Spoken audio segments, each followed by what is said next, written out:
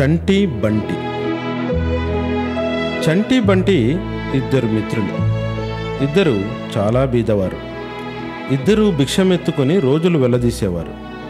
చంటి గుడ్డివాడు, బంటి కాళ్ళు లేని అవిటివాడు. ఇద్దరూ ఒకరికొకరు సహాయం చేసుకోకుండా ముందు కదల్లేరు.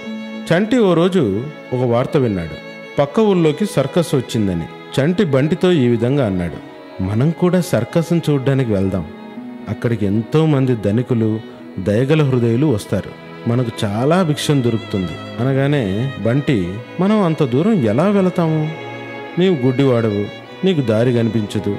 నేను అవిటివాణ్ణి, అంత దూరం మనం ప్రయాణం చేయలేం కదా అనగానే చంటి, నేను ఒక ఉపాయం ఆలోచించాను. నేను గుడ్డివాణ్ణే, కానీ నేను చాలా దూరం వరకు నడిచి వెళ్ళగలను. మిగిలింది నీ సమస్య. నీవు అవిటివాడివి, కానీ నీవు దారి చూపించగలవు. ఇలా చేద్దాం, నీవు నా భుజాలపై కూర్చో. మనం పక్క ఊరి సర్కస్ వద్దకు వెళ్ళగలం. నీవు కేవలం దారి చూపిస్తే సరి. ఈ విధంగా అక్కడికి చేరేందుకు నీ కంటి చూపు, నా కాళ్ళు ఉపయోగపడతాయి.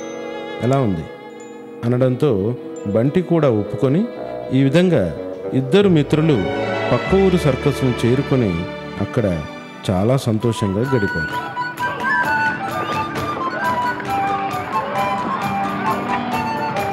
మనం సహాయం పొందాలంటే ఇతరులకు సహాయపడాలి. దేవుడి సృష్టి.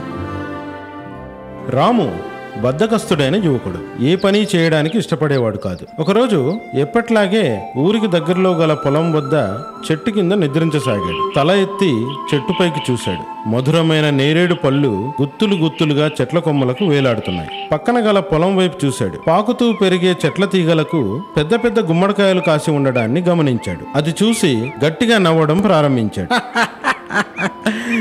ఎంత విచిత్రమైనది దేవుని సృష్టి! ఇంత పెద్ద విశాలమైన చెట్లకు చిన్న చిన్న నేరేడు పండ్లను, పాకుతూ పెరిగే ఈ సన్నని తీగలకు పెద్ద పెద్ద గుమ్మడికాయలను ప్రసాదించాడు. ఏమిటో ఈ దేవుడి సృష్టి అనుకుంటుండగా కొద్ది నిమిషాల తర్వాత రాము అలాగే నిద్రలోకి జారుకున్నాడు. ఇంతలో ఒక నేరేడు పండు రాము నెత్తుపై పడింది. టక్కున మేల్కొని చూశాడు. అప్పుడు, రక్షించావు భగవంతుడా, గుమ్మడికాయలు ఈ చెట్లకు కాయలేదు. మరి ఒకవేళ నేరేడు పండుకు బదులుగా గుమ్మడికాయ నా తలపై పడి ఉంటే అంటూ దేవుడి సృష్టిని అర్థం చేసుకున్నాడు. నీతి: దేవుడి సృష్టికి వంక పెట్టడం అవివేకం.